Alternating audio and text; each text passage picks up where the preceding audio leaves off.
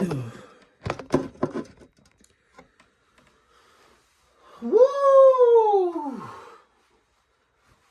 You guys probably thought you wouldn't see me again.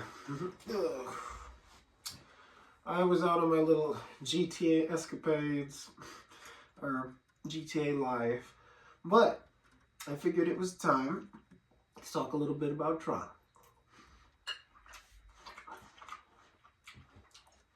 So, Tron Legacy. I mean, Tron Ares, starring the Joker, aka Jared Leto, aka Release the Iron Cut. I'm not going to start the Release the Iron Cut. But I just wanted to say I was very pleasantly surprised by this movie. Now, if you were to compare it to the one prior to, and I was really worried this was just like a light reboot, but they do reference, I think, every movie in this one, definitely, detailed. Like it's definitely not a reboot, which is what I was afraid of. It didn't get too deep into, like, what I liked about this opposed to the others, they did a great job blending the world. Like, it wasn't just, oh, you're stuck in the Tronverse. They came out into the real world, so you got a little airtime. Now, I love the Tron visuals. I love how the vibe of Tron feels. But I felt like in this one, when I was in the Tron simulation, I didn't get as immersed as the one prior to. I think it was Tron Legacy. I feel like the Tron Legacy, it just had this unusual looking CGI that was so different. And I think it really, the CGI outshined this one. But I think this one had a far better message overall, especially with the times we're in today with, you know, robotics and like where people, how people are becoming dependent on it, how we think that's the future, how they're trying to implement it into everything. I thought it really hit those topics well. And if you look at it from just a human aspect, I thought it had a really good message. Spoiler alert. It's to basically undo the programming. So let's say, like, humans, like, we're programmed every day by, like, the people we hang with, what we learn in school. And it's like, yes, you can learn that stuff. You can watch these movies, but you don't need to be how you're programmed exactly. And I thought that was very good, especially if you're getting programmed by the wrong people. It's good to program, it's good to learn, it's good to stretch, it's good to build a core for yourself. I'm not saying that. I'm saying, yeah, keep your faith, keep your religion. But it's definitely good to know when to break code when somebody toxic is in your life. And going into Tron Ares, the twist for me was Ares wasn't actually Ares.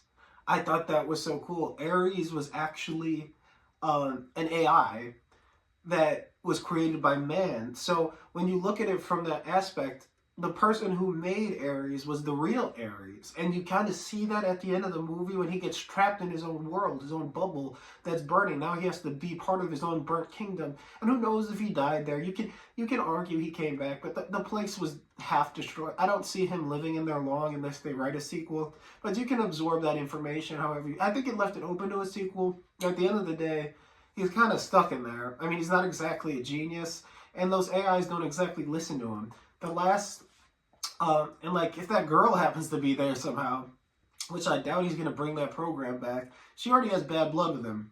Because she's already talked to Jared Leto's character now. Sorry, I'm like hiccuping because I'm eating. But she's already talked to Jared Leto's character now, and he said you don't have to be in programming. So if she's brought back, she'll have the memory of the fight with Jared Leto. So I could see her betraying the Evan Peters character. I forgot his name entirely. But she's already betrayed him once, so I could see that being the death of him again if he were to bring her back. Why he would bring her back would make no sense, because he was so ready to turn off Ares after one rebellion. Why he'd bring back the woman who killed his mother is beyond me. But I digress. Back to the CGI, I think the thing was they did it a lot brighter.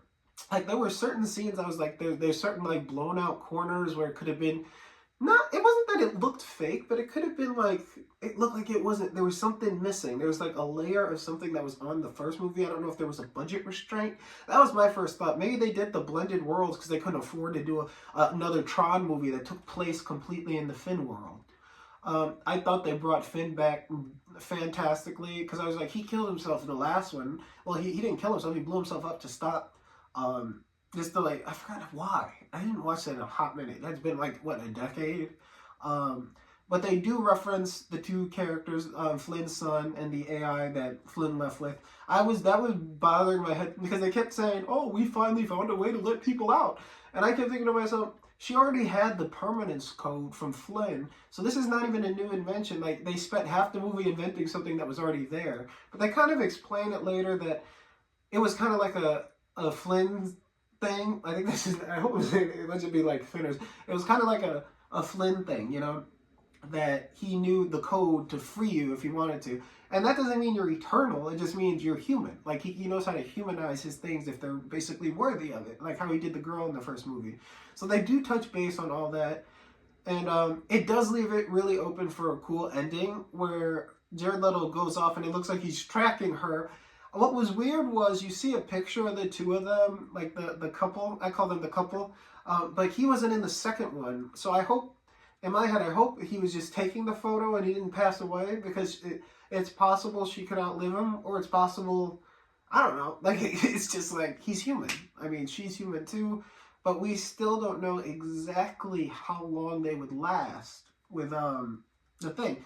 And if I'm wrong there, nerds, please correct me in the comments below. But I really don't think that, I don't know, did they give him a timeline? Yeah, you got one life left, but I don't think they really told him what it was. So it's kind of similar to just humanity. They're just chilling. Jared Leto, I'd have to say, hands down, his best character, his best performance. I thought this role, if there was ever a role, this was it. Like, this was the role for the guy. This was the most I liked him. I didn't know he could play such a, like, usually he's just like, yes, let me tell you. You know, the Joker, like Joker vibes throughout the whole thing. This time, I got nervous. The first opening scene, I heard him, I'm like, oh, it's about to be another 2 hours of fest. But no, he was charismatic. He was nice. Oh, look at the rain.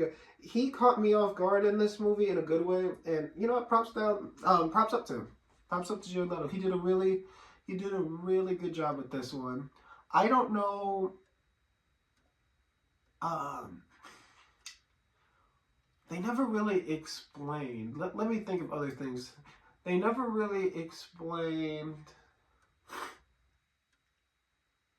why, even though I love that he was brought back, I don't think they really explained why Flynn was there. He's just like, oh, I'm here in the present because of you.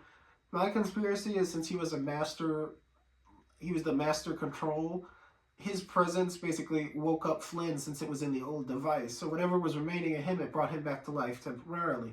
So in theory, when Jared Leto's character left, Flynn basically deactivated. That's my theory. And like, if somebody were to go back in the machine, oh yeah, you could see Flynn, but I think he's only on while the machine's on.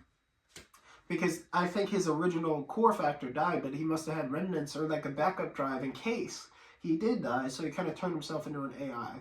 Now, I don't know if that's what it was. Let me know what you guys thought in the comments. To give this movie a rating, the action was, I loved it. I love the action. Like, for a Tron movie, this is exactly what I was coming into. It was really neat to see the Tron characters going through, like, the real life situations and, like, how they would act. I was always curious, what would these guys be like in a normal city? And it was kind of cool. Like, he stopped in front of me. He's like, go ahead, baby. I thought that there were certain scenes in there that made me smirk a lot more than I thought I would going into this. So I'd give this movie a solid 4 out of 5. I would go see it, recommend. Like I said, the only thing that kind of bugged me was the movie before, I think, had slightly better CGI. I think it was the shadowing. There was something that was making it pop. But that's about all I have to say for this review. I'm going to start getting more into DC, like DC Marvel topics here. A lot of Marvel I'm probably going to hop into, but even though I like Marvel, I'm trusting Marvel's going to fix, because I feel like they've been hearing their mistakes. They kind of have to. DC, I don't know if they're learning or trying to fix their mistakes, but they're kind of doing what Marvel did, where they're like, oh, we're just going to kind of do what we want. Now I got this little following that comes, oh, James Gunn's fantastic at his movies. And you know what? He's just not. I'd say The Last Guardians was alright. I forgot half of the movie. If I were to look back, I just remember a nurse getting shot in her laugh. I don't know what was going on. But that's all I have to say. Let me know what you guys think. If you guys love this review, please share, like, subscribe. And once again, please share, like, subscribe. Once again, please share, like, subscribe. I am so sick of no subscribers. Anyway, I'm out of here. Please stay tuned for more. No matter the subscription, no matter the view count, no matter the like, I am going to continue my good work on this channel. Thank you all for watching. Stay strong, stay praying, keep the days good. Have a good one, YouTube.